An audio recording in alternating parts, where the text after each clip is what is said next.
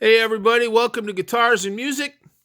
I hope you'll consider subscribing. I hope you'll consider watching my original song Thursday playlist series. Every Thursday at 3, I release a video of one of my original songs, and you can watch them on a playlist or watch them. Listen, I bought an ambient guitar pedal board. I thought a lot about it. I see some of these ambient guitar channels, particularly Chords of Orion. I really like that guy. I like his channel. And I like the kinds of cool things he does with the guitar.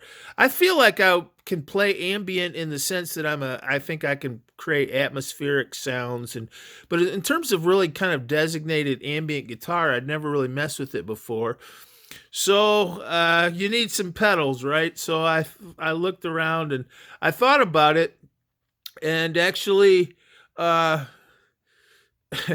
I was hoping to get a pedal board for $500. I ended up spending a fair amount more than that. I won't say, but it was well over twice that. But anyway, here's my ambient guitar pedal board with some counsel. I'd also like to thank the guys at Guitar Center. That's one reason I like Guitar Center. I ordered most of these pedals through Guitar Center. This one I had already. I'll go through the pedals one by one in a minute. But most of these I ordered from Guitar Center, and they set it up for me, and I would not want to have done that. So I appreciated them doing it for $100, and I feel like it was $100 well spent. All right, the first pedal in the chain is this Electro Harmonix Pog. I haven't used these yet. Like I said, I've got a blues session Monday, and I've been kind of busy. I'm doing a blues song Monday for my original song series with some other guys, so I've been kind of focusing on that. So I haven't even some of these pedals I feel like I need to mess with for a while, but that's a Pog. Everyone seems to think that's an awesome pedal. It does the octave thing, but it also kind of makes some organ and ethereal sounds that were attractive to me. So, and I love Electro Harmonix. Then I got the Superego. That was another kind of buy I made after a lot of reading about different. I kind of wanted a synthesizer, and actually I have the Boss SY1 synthesizer pedal. I guess this is a synth engine. Is that a synthesizer? I have the Boss SY1, which is a guitar synthesizer pedal. I think it's an excellent pedal. It's kind of got a little bit of an 80s sound. I was never too into the 80s sound. I remember when there's a Gary Newman Cars came out, that in cars, down, down, down, down. And I never liked that sound. And there was a kind of a cultural divide. I'm old enough to remember that. Everybody that liked that song kind of went off in one direction. Everybody that didn't went off in the other direction. And I was kind of in the I don't like that camp. And the Boss SY1 kind of has that sound. This one does some really cool things, but I think it has kind of a more 70s atmospheric vibe, which is what I'm looking for. Haven't tried it yet, but I see some people on YouTube doing some cool things with it. It has a freeze function and just like a eternal sustain, they say. And I think when you combine these two pedals, you really get some cool sounds. Then I've got the Keeley Pro compressor. Never been too much on compressors. I haven't used them that much. Maybe that's my problem, and I don't really understand them that well. I always think they kill your dynamics. Again, that Chords of Orion guy always speaks highly of having a compressor in your chain. The one thing that he said that convinced me a little bit is it gives you more sustain. So I'm hoping I can use it in a way that doesn't kill the dynamics. I feel like I'm a very dynamic player, especially for ambient. You want to be soft and loud, but I do like the idea of sustain and nice clean sounds. Now this was interesting, a volume pedal, another pedal. This is going to be a learning curve for me. I am not. I'm not. That's another thing I've never really used much as a volume pedal. But this is that new Ernie Ball volume pedal, and that's a tuner. See that screen? It was on a minute ago.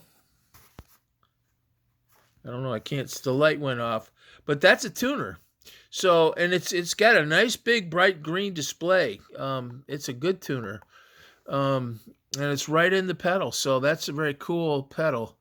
And I'm looking forward to volume pedal. I think it's kind of like I have often used my pinky on the volume control on my Strat or Telly, so it's probably nice to use your foot.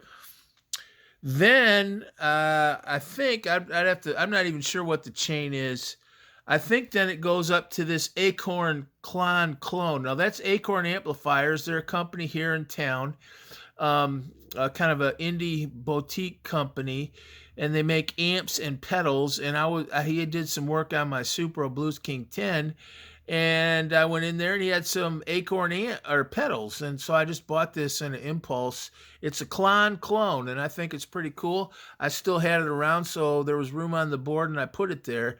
And I like the Klon. I think it'll add some options in terms of trying to. To me, the Klon seemed like it would be especially good for kind of nice, clean but crunchy rhythms. But there it is. And then a big muff. My favorite fuzz. I use the Keeley Dark Side a lot for the videos you see me do, which has a fuzz. But I think my all-time favorite fuzz is probably the Electro Harmonix Big Muff. This is the third Big Muff I've bought over the course of many years, and I got the little one. I just thought it would fit on the board, and just for these purposes, I'm sure. I don't know what the difference is between this Nano Big Muff and the little Big Muff and the Big Muff Pie and all the Big Muffs. I feel some of that might be marketing, but there are probably some differences. But I'm sure this little Nano Big Muff, if it works, it's going to be great. Then I've got the Ravish Sitar. Now, this is another one. I'm going to do a full composition, if you will, using this thing. It creates a sitar sound. Pretty cool pedal. And I'm going to look forward to learning how it works. Then for reverb and delay, instead of buying two different pedals, I got the Keeley Caverns, which is combined delay and reverb. So it looks like a pretty good. Philip McKnight sang the praises of that pedal the other night. He said it's the only reverb and delay he uses anymore, and he's got all those pedals behind him whenever he talks on that show of his. And he said this is the only one he ever uses. It's great. It's fine. It's you turn it on, it always works, and simple to use. So I don't know. He didn't get a commission on that, but I took him up on his recommendation and bought it. Then I've got a looper, the Infinity 2 looper. That's the last thing in the chain.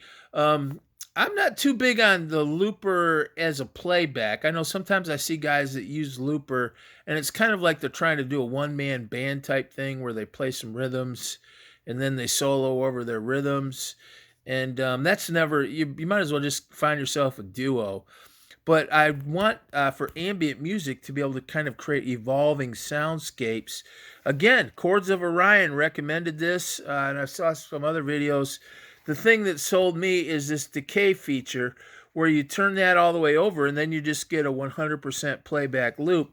But when you dial this back a little bit, the loop decays as you play. So what you play first, it plays for a while, then starts to fade out, and that allows you to kind of your whatever you're doing kind of evolves. So I had a couple of that Boss RC1 looper, and I'd kind of play a rhythm and then just solo over it, and it might kind of add some things, but after a while, it just got to be a lot of cacophonous noise, and plus it was kind of like karaoke. I feel like some of the people that use loopers, it's kind of like karaoke for guitar or something. I wasn't too interested in that. I've seen some amazing stuff done with loopers, so and I don't anticipate myself being a major figure in looping, but I do think it's a pretty cool looper, and now I've got it on this board. And it's got a power block in there. I'm not even going to try to show it to you, but there were two power blocks, and I got the more expensive one. It's got 15 plugs in it. And I didn't understand what the guy did. It's all held together with Velcro. At first, I didn't like the idea of Velcro because I had a pedal board about 20 years ago with Velcro, and every time I'd open it up, the pedals would be like all over, upside down, falling all over in that case, and I didn't want that. One of the things I like about my Boss BCB 60 is the pedals are so secure in there. Having said that, the Velcro just seems to work fine. I haven't thought about it. I'm not planning on throwing it around or, holding it upside down, but you can hold it like a briefcase by your side, which was one of my criteria. So pretty pleased. Wasn't cheap, actually. This was $200. This was $250. These were both $250. The Klon was $200, but I bought that a while back. The Ravish Sitar was $250. This might be the cheapest pedal on the board, coming in at like $170. So, and then that power block was $250. So, it's kind of one of those things where I said I wanted an ambient pedal board, and the price tag kept going up. But I told myself, I'm going to have this a while, and I just plug in here, plug into the Pog, plug out on the looper. And I've got a lot of options. I doubt I'll use all of the pedals at one time. Maybe sometimes it'll be fun to mess with. But they're all on this board, and I can kind of combine them. Some of these pedals just might be kind of the good one-offs. I think you can do some cool things. Just plug your guitar into that Superego, and maybe with a little bit of the Caverns over there. So looking forward to messing around with it, and you can rest assured I'll be posting some music using this, and my attempts, however feeble they may be, of ambient guitar. And I'd like to thank the channels I watch, particularly that Chords of Orion. He's been kind of inspiring. I just like that guy anyway. He always is positive, articulate, fine musician, but also positive, and has a kind of a positive vibe that I like.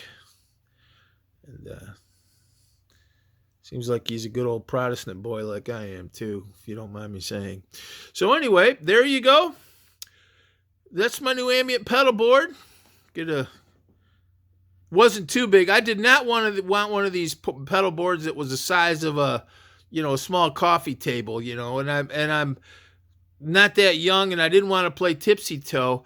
These pedals, I told them, the pedals I use my feet on the most, I want in the front, and I guess that would be these, the looper and this one.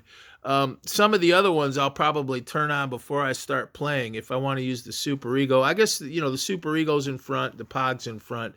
But some of these other ones, they're kind of, the Ravish Sitar, I'll kind of mess with that before I start playing, and it'll be on there. But I'm not going to try to, tipsy toe around the pedal board. There you go, everybody. Be watching. I'll be posting some videos of it soon, of me playing it. I'm also gonna record a blues and Robin Trower video. I found a backing track with some Robin Trower on it. Thought I'd mess with it a little bit, so I might post that too tonight, Saturday night. God bless you. I hope you'll consider subscribing. Hope you'll watch those original songs. If you only watch just one thing on the channel, that to me is the priority. And playing, Thank you. God bless you. I hope you consider subscribing. Bye.